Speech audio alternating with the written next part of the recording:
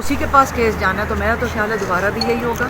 वो सुनते ही नहीं हैं। वो जज यहाँ से हाई कोर्ट से ऑर्डर देते हैं, वो सुनते नहीं हैं। अगर वो नहीं सुन रहे हैं तो हमारा तो नहीं ख्याल कि उसी जज के सामने केस जाना चाहिए। ये तो ज़्यादती है, इंसाफ तो नहीं मिल रहा है इमरान खान को या ना ही शाह महमूद को। अटॉर्नी जनरल साहब ने तस्लीम किया कि जज साहब का 14 दिसंबर का ऑर्डर गलत था। उसके बावजूद आप समझती हैं कि अगर इन्हीं जज को बरकरार रखा जाता है तो फिर इंसाफ की तवक्को नहीं होगी? ये जज नहीं होना चाहिए।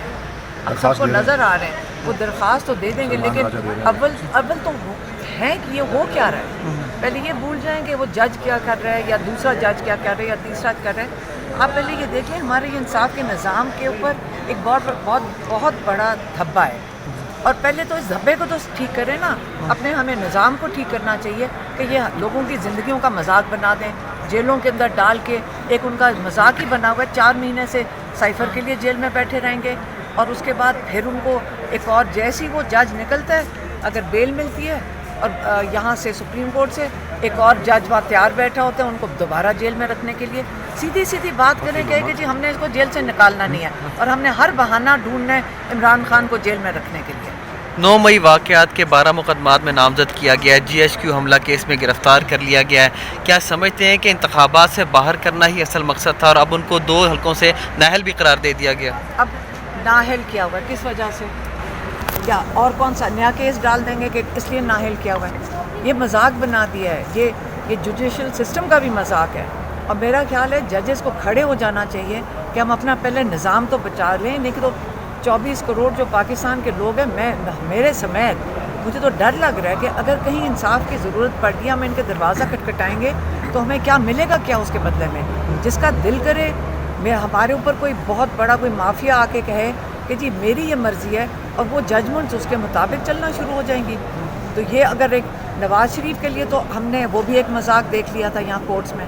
मतलब जिस तरह उनकी यहाँ रिसेप्शन हो रही थी और जिस तरह उनको यहाँ मतलब मुझे तो लग रहा है कि वो तो लग रहा था प्राइम मिनिस्टर, ये मजाक इलेक्शन की करने की ज़रूरत नहीं है। सीधा प्राइम मिनिस्टर हाउस में जाकर उनको बैठा दें और इमरान खान को छोड़ दें। यही अगर उनका मकसद है ये सारी चीज़ करने का। अच्छा मैडम, इमरान खान के बगैर बल्ला तो मिल गया है, तो आप समझती हैं उनके बगैर बल्ले की कामयाबी होगी? मैं आपसे एक सवाल पूछती हूँ, पहले बल्ला लिया क्यों गया है? लोगों के कागज़ क्यों छीने जा रहे हैं? लोगों के साथ जुल्म क्यों किया जा रहा है? हमें ये सवाल पूछना चाहिए। ये बल्ला मिलना कोई फतह नहीं है, बल्ला लेने का मकसद क्या था? इलेक्शन कमीशन की भी वही सिचुएशन है, जो जज की सिचुएशन है। वो जो उनका दिल करता है वो कौन सी कॉन्स्टिट्यूशन के ऊपर चल रहे हैं। और खान साहब ने जब जेल में वो आए हुए थे, जिस तरीके से वो कंडक्ट कर रहे थे, इमरान खान ने भी यही कहा था कि जिस तरह आपने आइन के मुताबिक, अपना जो अहद के मुताबिक आपने जो आपकी ज़िम्मेदारी थी कि आप पूरी करें, इलेक्शन करवाएं, उन्होंने नहीं करवाया और वो इस गेम का हिस्सा बने हुए हैं। तो इमरान खान ने यही कहा था जो आइन तोड़ है, इतनी सीरियस चीज़ आप इलेक्शन नहीं कर रहे, तो आपके ऊपर तो आर्टिकल 6 लगना चाहिए। ये इमरान खान ने उन जजेस को कहा था और ये बिल्कुल सही है, ये लॉ के मुताबिक उन्होंने सही बात की थी। अच्छा एंड पे मैडम बस ये बता दीजिएगा, जावेद चौधरी साहब ने भी एक पॉडकास्ट की, उसमें कहा कि इमरान खान साहब रो रहे थे, उनकी आंखों में आंसू थे, पेपर भी मांगा, तो बॉडी लैंग्वेज और जो उनका मोरल है उस हवाले से ज़रा क्लैरिफाई करते हैं। ये किसने कहा था? जावेद चौधरी साहब ये कहा था जी। देखिए हम कोर्ट में खड़े होते हैं, जब इमरान खान आते हैं, वह 3-4 सहाफ़ी जिनको इजाज़त मिली थी उस दिन आने की, ये उनसे भी पूछ लें। वो कभी, बल्कि उनकी जो कहते हैं जो स्पिरिट्स हैं, उनको देख के तो हम सब की, वो हमें भी सबको उठा लेते हैं। अगर हम कोई स्ट्रेस में हो तो उनकी वजह से हम भी रिलीफ में होते हैं। हाँ, उन्होंने बड़ी ज़ोर से बात की थी कि जज साहब 5 महीने हो गए, मैं अपने बच्चों से एक दफ़ा बात की है, तो मेरा राइट नहीं बनता। ये कौन सी कानून का तकाज़ा है जिसके तहत इमरान खान अपने बेटों के साथ व्हाट्सएप पे बात नहीं कर सकते?